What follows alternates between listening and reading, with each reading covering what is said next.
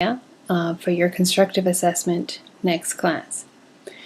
So the idea is written out for you on the sheet that you already have, and we're going to take a look at this box containing a circle.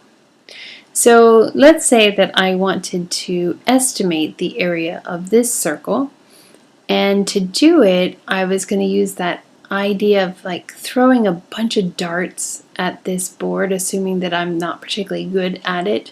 If I were just throwing it randomly, and in this case instead of actually throwing darts, I'm just plotting a bunch of points all over my region, right?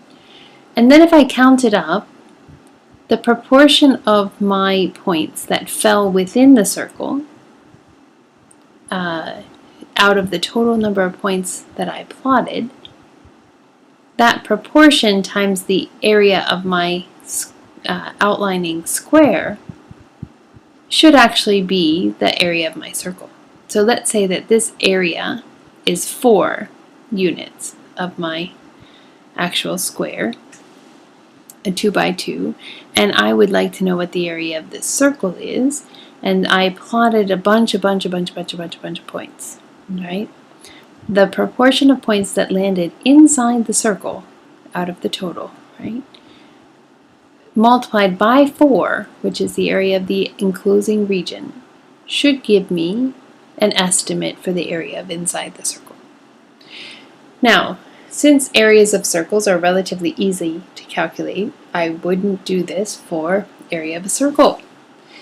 We're going to start out with one other fairly easy region to find the area of. And the reason we do that is so that we can check that our method is giving us a reasonable answer. Okay? And then we'll use this process to find areas that would otherwise be very difficult to find. Alright, so here's what we're going to do. We're going to take this problem number 1. We're going to draw from 0 to 10 in both directions. So I just added these axes to my sheet. And you're going to sketch the graph of y is less than or equal to negative x plus 8.